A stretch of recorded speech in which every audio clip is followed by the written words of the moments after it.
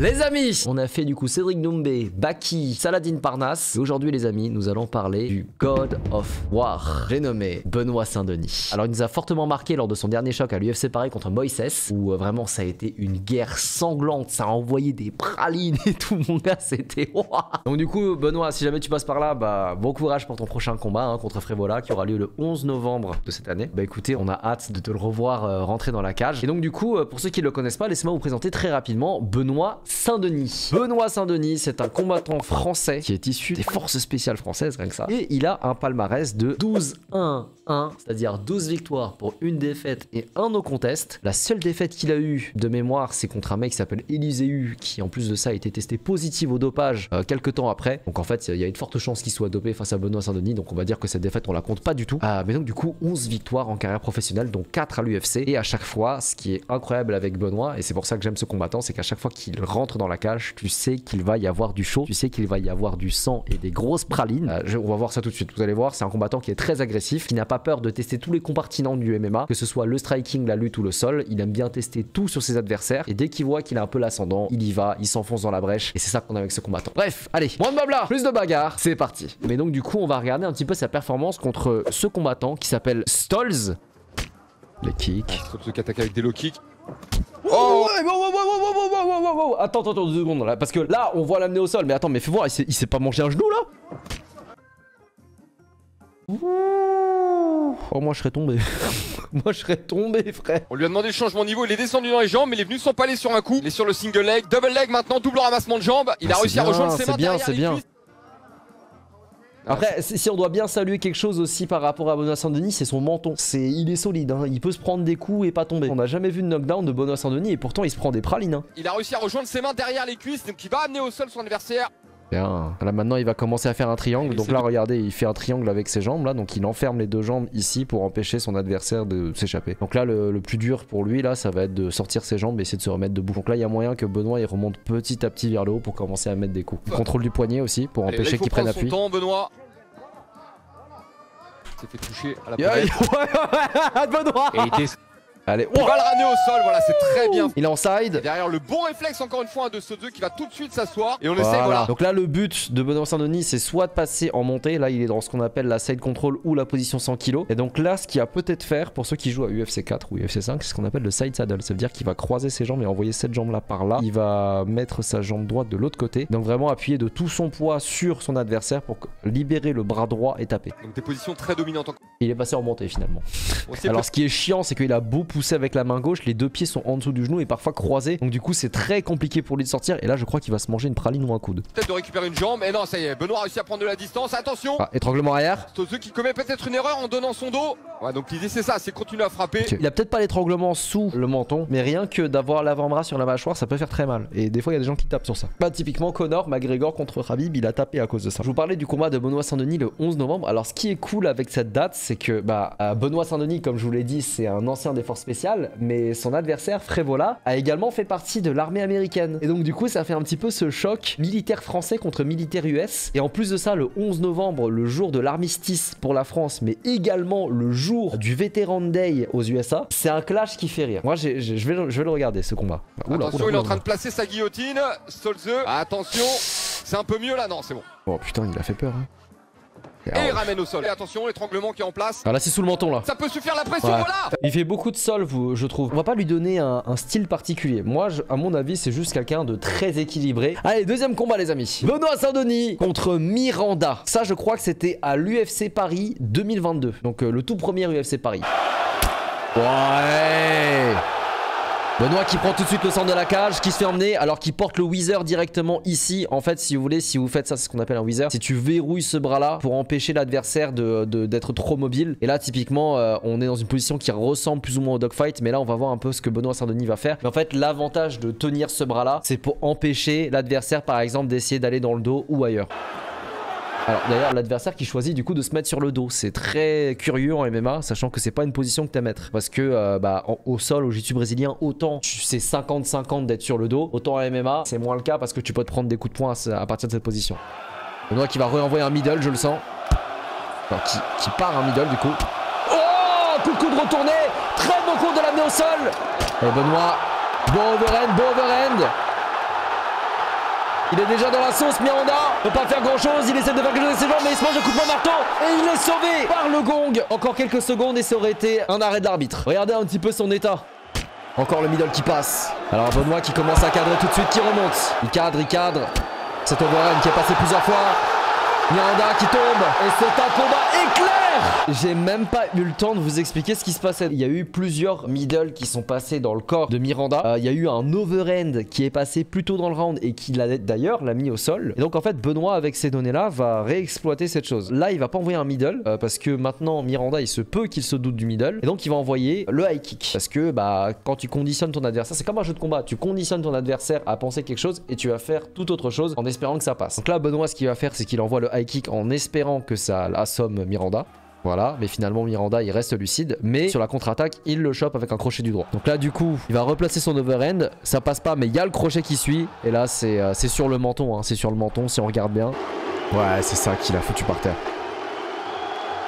Putain, son adversaire qui a une dégaine d'acteur porno, par contre ça il faut qu'on en parle. Et en fait c'est ça que j'aime avec ce combattant, c'est que quand il combat, tu sais qu'il va y avoir de l'action. C'est pour ça que Benoît Saint-Denis, en plus de ça, il y a toute la backstory du mec des forces spéciales qui a un menton d'acier, qui peut tester, qui est très équilibré, qui peut tester donc du coup le sol, la lutte, le striking. C'est ça qui est cool avec ce combattant, c'est que tu sais qu'il va y avoir du sang. Bon, allez, passons au troisième combat les amis. Là du coup, je vais vous donner le contexte. UFC Fight Night, Benoît Saint-Denis contre Bonfim. Alors là, on est dans un UFC Fight Night aux USA où en gros Bonfim est donné largement favori par rapport à Benoît Saint-Denis. Surtout qu'en fait aux États-Unis, on vous l'apprendra pas, il y a un French bashing qui est quand même relativement élevé. Les gens n'aiment pas les Français, en tout cas aux US. Et donc du coup, beaucoup de gens donnaient gagnant Bonfim. Et bah BSD va créer la surprise en le tabassant. Je vous laisse du coup admirer la scène. Allez, c'est parti.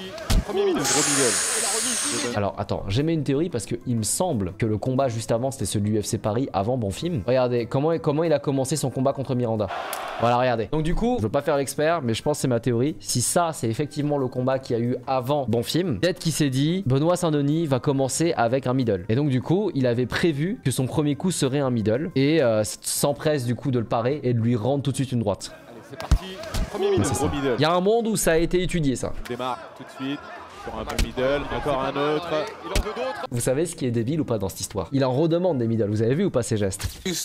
C'était étudié par l'équipe de Benoît Saint-Denis avec son entraîneur Daniel Warin. La stratégie, le game plan de Benoît Saint-Denis, c'était d'envoyer un maximum de middle et de high kick pour casser les avant-bras de Bonfim. Ou en tout cas, l'épuiser au maximum pour que ses bras soient lourds. Ils l'ont dit après coup. Mais en fait, c'est drôle, une fois que tu as ce paramètre-là, cette histoire-là, de te dire que le mec en face demande encore plus de middle. Ouais, voilà, tout de suite. On démarre tout de suite sur un bon middle, là, encore un autre. Il en veut d'autres. Regardez, vous avez encore sur l'avant-bras. C'est bien. Il est encore. Encore. A pris plusieurs. Oui, bon timing. Il va être assez stable. Attention le renversement. Mais il remonte tout de suite et c'est ce qu'il va faire. Ok, un petit genou. Voilà. Les frappes toujours. Ah bah, Bonfim qui a bien regardé la montre. Hein. Quand est-ce que ça finit? Oh par pitié. Clairement que pour évoluer en grappling, il faut frapper. Tentative de prise de dos. Il y a un crochet qui est passé. Il y a un crochet, peut-être le deuxième. Ah ça y est, il a réuni ses deux mains. Il y a quelque chose. Alors, il est pas sous le menton, mais il y a une grosse pression. Là, c'est pression sur la mâchoire. Là. La défense n'est pas bonne de la part de Bonfim. Ah ça y est, il a déverrouillé. Ah oui, il joue avec le feu, hein, Bonfim. Ah ouais, faut déverrouiller tout de suite. Faut pas laisser en fait. Il laisse Benoît se positionner. Oh, il est en train de boire l'eau. Là, par exemple. Là, c'est la mâchoire. Il prépare sa main, il a attaqué. Waouh! Bah écoutez, prochain adversaire, on arrive du coup au dernier combat que on va regarder ce soir, son combat contre Moïse qui a eu lieu en septembre dernier. Benoît, montre-nous ça. Il change de l'équipe pour commencer, pied de la jambe arrière, soit au corps ou dans les jambes. Ah, il a pris Moïse Benoît qui rentre, Benoît qui aime cadrer. Tout de suite, c'est une réponse de Benoît. Une pression de Benoît avec l'anglais bloqué. Et regardez comment il chasse. Chasseur! La pression qu'il instaure, c'est fou. Vous voyez quand je vous dis qu'il a peur de rien, il va dans tous les compartiments et là c'était un très beau timing. Hein. Et puis d'ailleurs regardez un petit peu le travail des crochets là avec ses jambes pour éloigner la jambe droite de Moïse pour essayer de lui faire perdre l'équilibre. Regardez là avec la jambe droite, paf. Là direct il prend le relais avec la jambe gauche, c'est beau.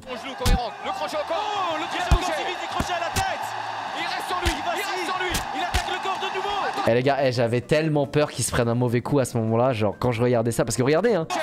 Quand il tape, les mains, tu sais, c'est pas comme la boxe traditionnelle avec une main au menton à chaque fois que tu tapes. C'est la fenêtre, elle est grande ouverte, tu vois. Je me suis dit, putain, s'il se mange une praline là. Et regardez, là, ce crochet, il est passé.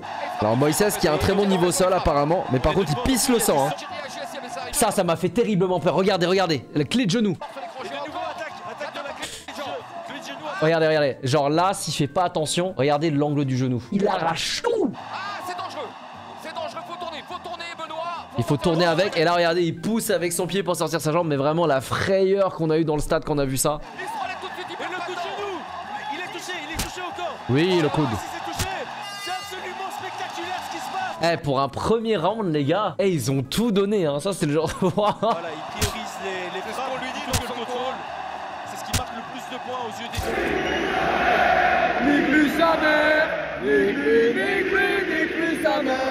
Il s'accroche à la cage, ce bâtard, j'avais pas vu ça. Benoît va te punir pour ça. Oui. Ça c'est cool parce qu'en fait tout au long du combat il a fait des amenées au sol et donc en fait ce changement de niveau là tu peux avoir l'impression qu'il va descendre en lutte et donc tu vas baisser tes mains pour sprawler et là tu vas te manger la bête. Par contre le manteau de Moïse faut le saluer hein. Pour l'instant c'est bien défendu par Benoît Saint-Denis. Attention il va se ramener. Ouais. Il est au sol. Allez, on va voir comment juste un bras sous l'aisselle. Ok, et tu regardes Papillon. Là l'arbitre il va arrêter le combat, il se défend plus Moïse là. C'est peut-être la fin du combat, l'arbitre est très vigilant, il reste pas secondes. Il doit continuer. Il n'y a plus rien, il reste Benoît Saint-Denis.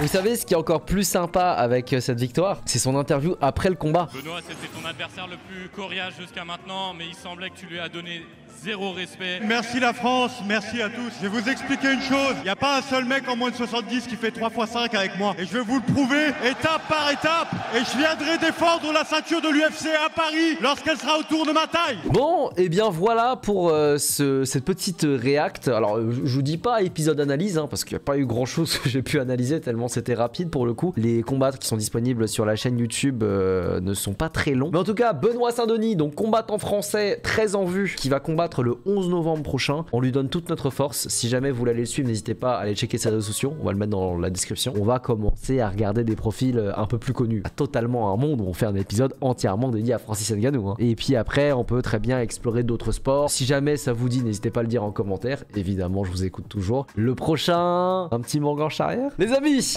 j'espère que cette vidéo vous a plu. Comme d'hab, si c'est le cas, n'hésitez pas à le dire en commentaire, à me laisser un pouce bleu et à vous abonner. Et moi, je vous dis à très bientôt pour une prochaine vidéo. Peace!